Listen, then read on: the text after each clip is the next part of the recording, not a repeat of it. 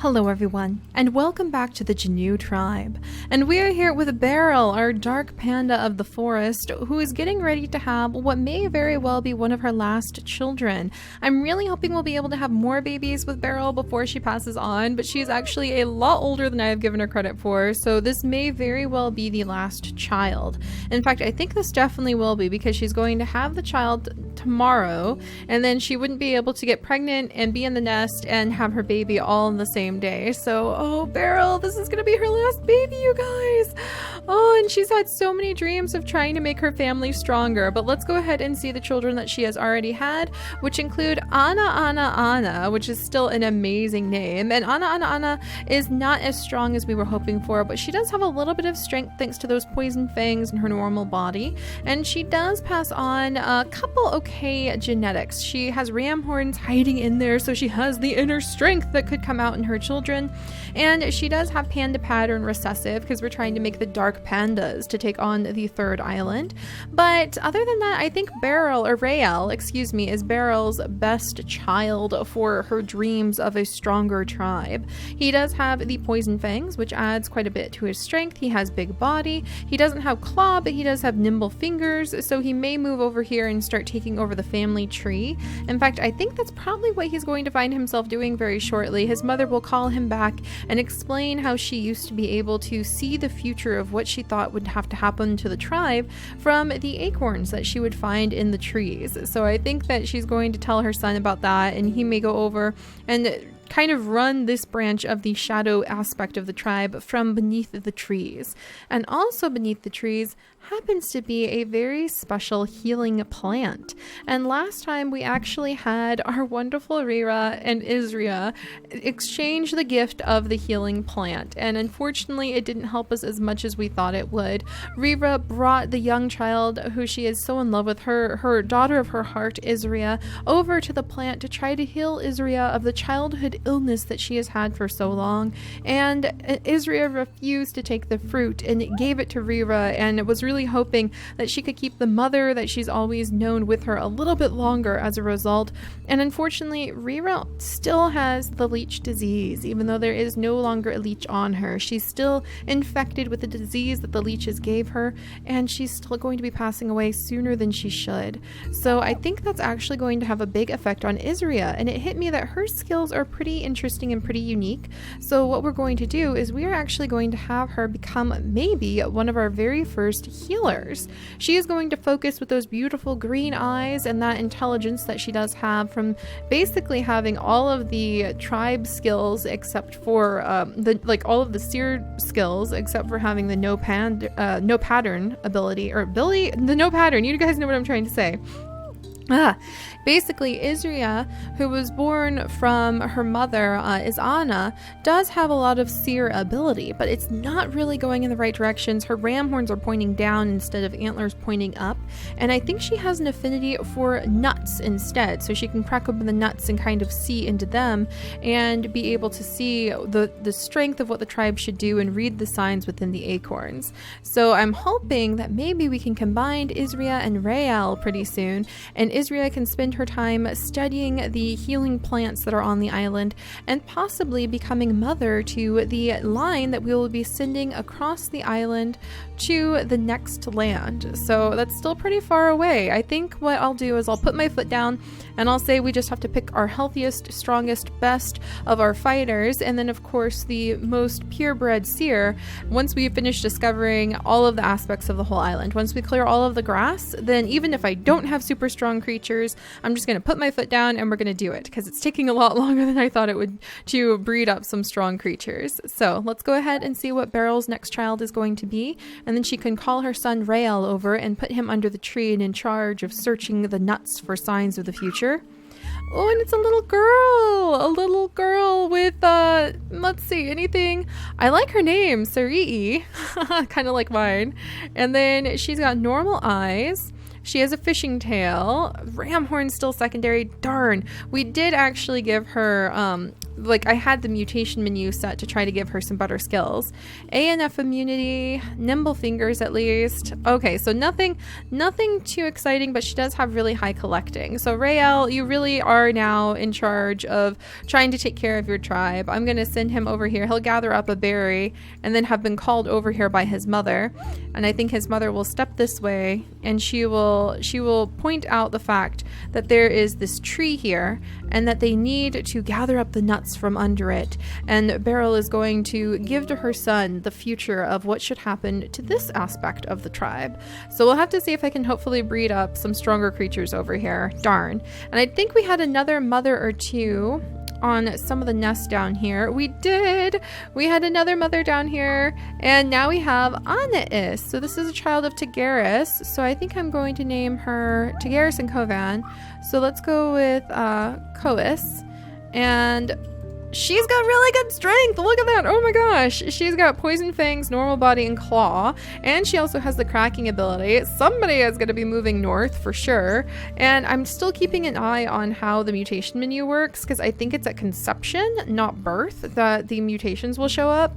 But I'm going to have to do some testing with that, because I haven't really seen the mutations do anything, even though there is only a 10 and 30% chance it'll affect the children. So Kois, you were moving up north, my dear, because she is now one of the strongest creatures we have, and if she had big body, she would be even stronger.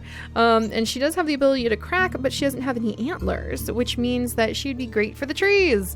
So she's going to be a child of the trees. All right, and she's got F and B immunity, lots of F and B around the place. I need to kind of clear that up.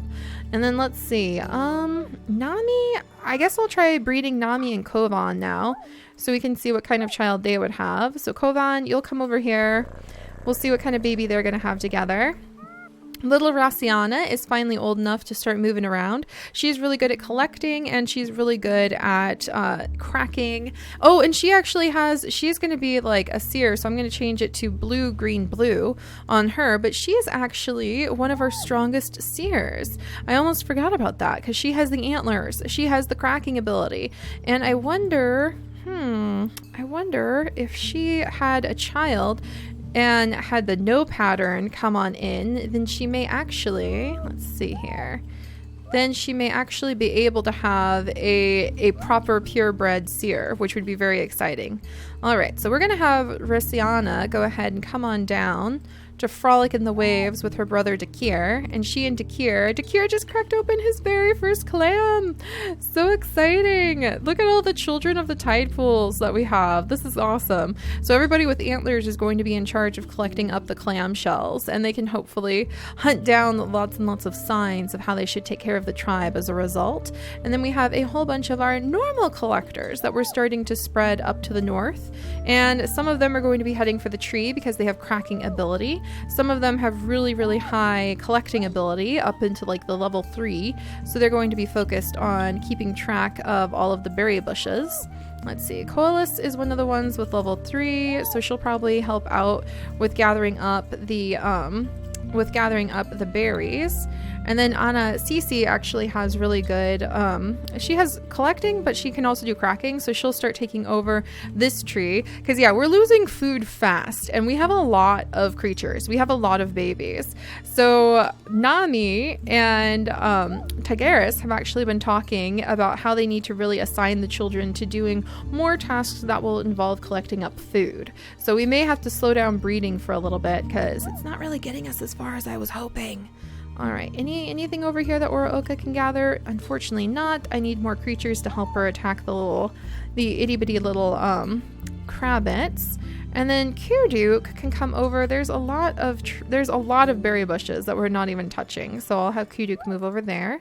Nuta is just sort of jumping between the berry bushes. Now that I think about it, it has been a very long time since we have had any rain.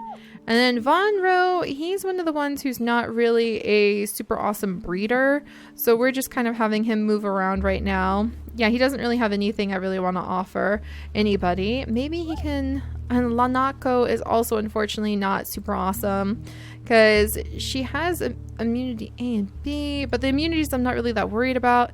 See, she can hardly do anything, so I may have these two just go around and like beat up crabbits, because that's all they can really do is just search for crabbits to beat up, even though they can breathe underwater. And then over here, it looks like Rera has finally managed to have a baby, and it doesn't. Why is her child not skilled in anything? Oh, brushing some tears away. We have immunity I going through, but we don't have any of the other skills I was hoping for. So Seri is actually the child. Let me see if I can find where he went. It's actually the child of Ravan. So I was really hoping that it would be a little bit more dramatic in what we got from Ravan. Okay, can we get I've got to get him out of the water. Ravan, don't you dare suffocate on me. Ah, dang it. I was trying to get, I guess I could dash him in the water, snag some of that koi fish and get him back out, but it's not really helping me. All right, so Rera, you go ahead and just collect up some food, and then once, one of the males wanders back over, maybe Nuta, then we'll end up having another baby with them. And then Jaku, he's going to be just another collector, it looks like. Yeah, he's got really good movement, and he can collect up some berries, so we'll get him up north. Because I think we're going to start slowing down pretty significantly on breeding babies. Because there's just not enough food. There's not enough food, and I'm not really getting any of the genetics that I was really hoping for. So we'll have to see. Anaro's going to come over. I think now that he has fathered so many children, he's going to help to light up the entire tide pool. I want to start lining creatures along the edge of the tide pool so that we can keep an eye out for where all the clamshells come up, so that our little seer-touched children will actually be able to gather up whatever clams that they can reach. So let's see. And then we've got the mamas sitting tight on the nest and protecting the babies. Good, good, good. Somebody died over here. That's not my creature. There was a rogue wandering around then, because that's not me. That's not my Midnight and Drio died a long time ago, but that was not one of my creatures. So there must have been a rogue over there who just passed away suddenly. Interesting. Sansi, do you have any skills maybe that could be useful up to the north? So we're going to continue moving Sansi up north. Maybe by the time he gets there, some of my little ones like Ana will be ready to breed, and that'll be a good move. And there's rustling. I think Kuki will take the honors of it's literally a crab. What is a crab doing in the grasslands up here? That is so odd. I was not expecting that. And then Tumi is going to have to move up to the nest to have her baby next time, but she'll go ahead and gather up what she can. Let's see, can I get you? Koki. Oh, Koki's about to pass away. We're about to have a slew of creatures pass away. This is going to be a little bit hard. Oh, Cloud, it's the bunny. I think Chet's going to get it though. All right, Chet and Renar are still exploring. They're just kind of like our wandering males. Cloud has been doing a very good job, set his mind to the fact that he's supposed to be clearing away all of these grasses. Dugdrio is still clearing away all of the grasses too. I saw that bunny show up. So Nunu. Oh, there's another. Yes. All right. So Nunu found another berry bush. That'll definitely be some good berry bush collecting that we can set the children here in the dark shadows collecting up. And then Rera is very sick now. And I think that Isrea is going to stay near her mother of her heart in these final moments, and she's going to just think, if only there had been another healing plant that she could have offered. So she's really going to become very obsessed with studying the different plants and trying to create healthy, strong creatures. She's really going to try to encourage the tribe to stay away from having children that could be born with double immunity. Somehow she can just read their health and try to see if they were healthy or not. So that's going to be what Isrea is going to dedicate her life to, is really trying to help breed healthy children into the tribe, either her own children or just the children of the future, really encouraging that. Oh, and this one's so cute. Seriously, she really is adorable. It's just she doesn't really have the skills we were going for. So, it doesn't hurt to have a fishing tail. But I love that she has the nimble fingers and the venomous fangs, but we really were going for more strength. It's those runner legs that are really defeating me again and again. I need to get rid of that runner leg. No, Serisi. There we go. Oh, I messed up the spelling of it, but her name accidentally got changed. All right, and then over here, I need to get these two. Chorus. No, Chorus. I was trying to click on Canutuk. All right, Chorus, can you make it into that nest? She's so I just feel like she's so heavily pregnant that is why it's been taking forever to get her into that nest. She's just like waddling at the speed of molasses, and she's not even moving into the nest. She's been pregnant forever. I just need to really try to get her properly where she needs to go. All right, so any mama sitting on the nest who's currently pregnant, and did I get everybody? I got everybody. All right. So mothers of the Mother's Peninsula, I really hope that you can send your children up north to the berry bushes and they can start being more practical about food. But let's see if you have any more heirs to the seer line. Still not really. Kirvan, who has nimble fingers, he has cracking ability and collecting. Why are we not getting the things I need? Why are we not getting the things I want? I want no pattern and I want beak so bad right now, and we're not getting any of it. And I feel like maybe I just need to ease up on the breeding, but Nami has so many potentials, and so does Kovan. Have the children that I want you guys to have. Oh my goodness. All right, I'm gonna swip over to having beak and no pattern. Okay, fine, do it like this. I really want them to be able to have some healthy, strong children, but they're just not obliging me. So I'm gonna try one more time with them, but we really need to stop. Oh, we lost some creatures. We really need to stop breeding so actively. Kunu is going to stick around. Anaro, I think that Tigeris, is there anybody she could breed with that might end well? There's gills. Is there a guild male? There is a guild male back here, but I don't want to have a creature that has short-sighted eyes. Nuta and Tigeris, they would actually have a healthy child, and I'm getting kind of desperate, and he doesn't have any pattern, so that would be kind of interesting, and he has gills secondary, so all right, we may allow Nuta to come over here and have a child with Tigeris, because I'm getting a little bit desperate to make sure that we can actually have some kids that have the traits that I'm after. So let's make sure I have the traits I'm after. Let's just go with like no pattern. Let's just start there. Okay. And that's all I want to risk with having all of these babies. Too many babies. Way too many babies. Too many mouths to feed. I think the mothers of the Mother's Peninsula are starting, maybe they'll end up starting a part of the tribe where all of a sudden they put their foot down and they're like, okay, only certain of us can have more children. And who knows what kind of trouble that'll cause. All right, Anaro can come over. He can actually help out with trying to attack this crabbit. Oraoka, you don't have the ability to attack crabbits. I'm judging you so hard right now, Oraoka. Oh my gosh. That's really frustrating. All right, well, she can come and gather up from over here. She can also do fishing, so I might start sending her into the deep waters with another deep water swimmer.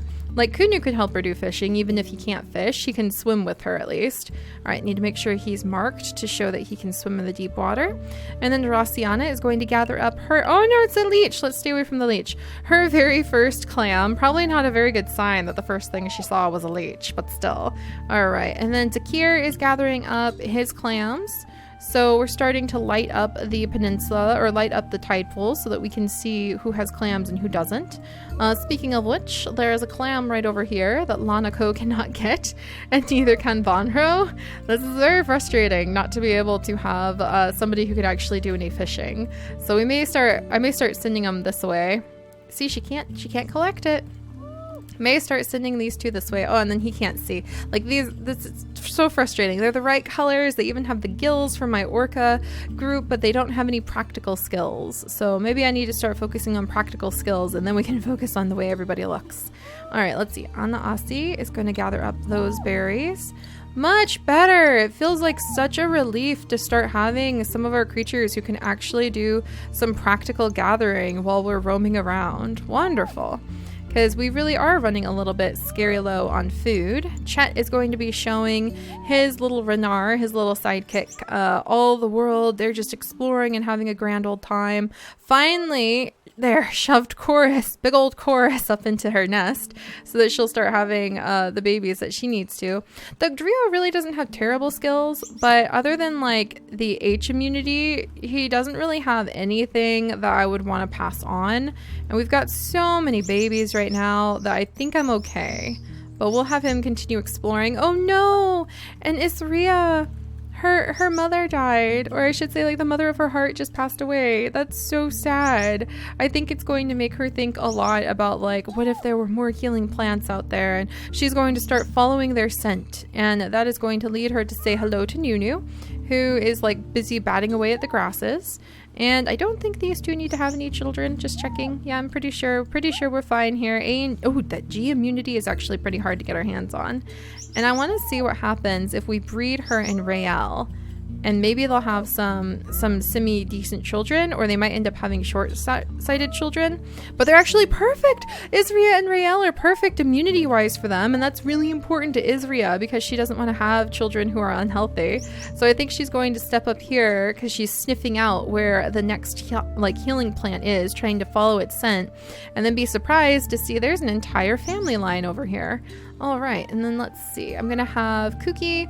He's just kind of chilling. I've been trying to get him to pass that immunity D gene down, and it's just been taking forever. Toomey is going to go ahead and snack on a nut and then jump into the nest to have her babies.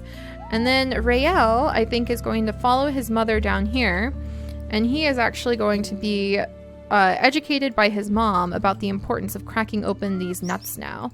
And and there's a delicious crabbit just laying there for them to eat.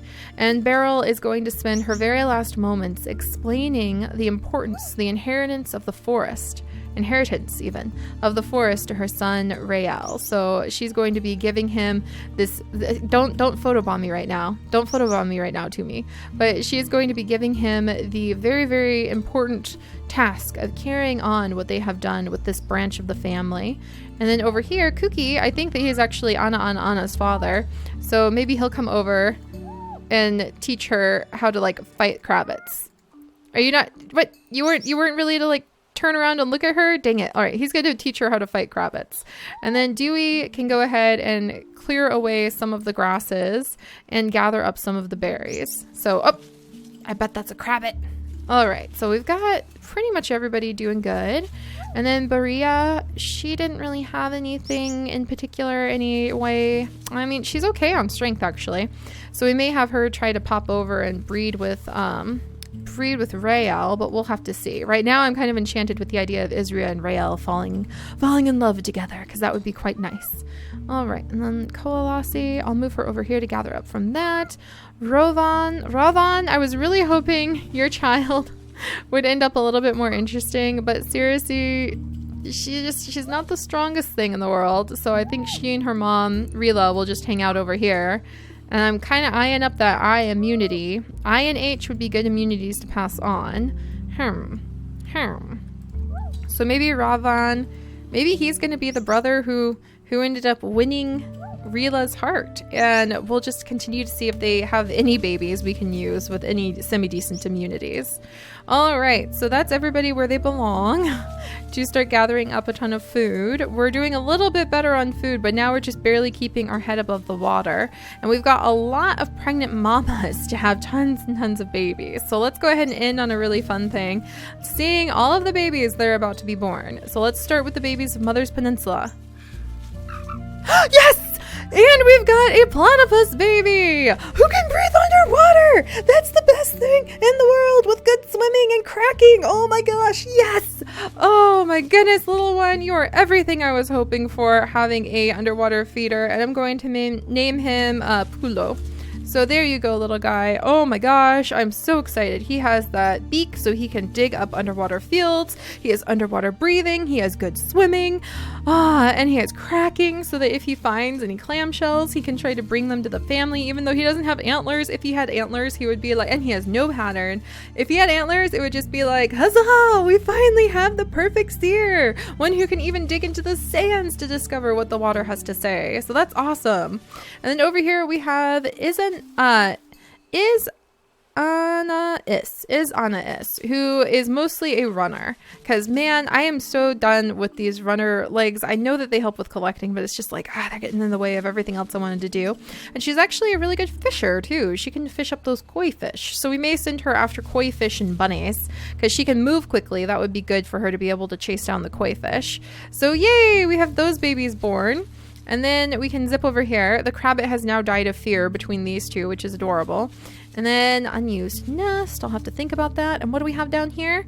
Oh, it's so cute. Oh, Taku. What a cute name. And Taku can apparently breathe underwater and fish for some reason. How did you two end up having a water breathing child? I'm not even going to question it. And C and A immunity, which is really awesome. Unfortunately, they did have short-sighted eyes. So when I have these two have a child next time, I'll try putting the normal eyesight into the big mutation menu and we'll see what happens. Congratulations, Chorus. You are a mother. We have lots of wrestling going on, so I think that we're going to have Kuki take on any of the wrestling to try to defend his daughter. I think he's just gotten very close to Ana and loves her quite a bit. And then what just happened? No, Barl just passed away, and maybe that's a good thing. Maybe she died of shock because we have Taduku board, and he's got gills, which means underwater breathing. He's a peaceful underwater breather who can only collect things. That runner's leg! I actually don't like runner's leg anymore. I want to get rid of it. I really do. I want to swap it out so that I can have like more useful things, but at least he's got the immunity D gene. But all right, Tadaku, I think you're going to probably be moving down to the south, my friend. But otherwise, yeah, he's not going to help on that goal we have of having stronger creatures. However, I think next time we may have a brand new line started when we have Isrea catch the eye of Rera, and we'll have to see what those two end up having, and hopefully the mutation menu will play nicely with us and we can have some really beautiful babies. But I have to admit that Taduku over here is actually very pretty. He just doesn't have any practical skills other than being like a berry picker who can swim underwater, so he might just pick some berries. But I love how varied our tribe is. Just as an aside, in past tribes I feel like we've always ended up with just like one type of creature sort of dominating the appearance, and this tribe, we've got a really good variety of pretty much everything.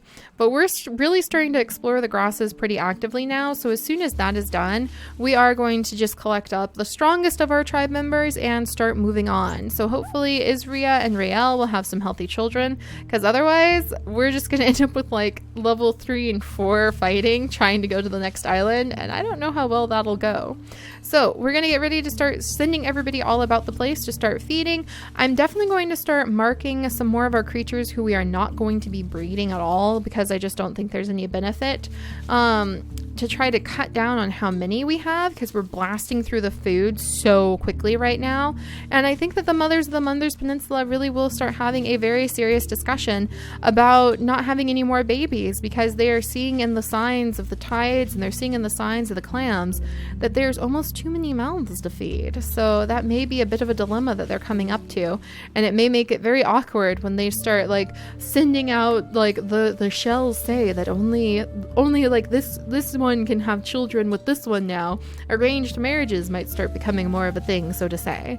So we'll have to see how the drama of what goes down with the Jannu tribe will go next time, and I will see you guys then. Bye bye.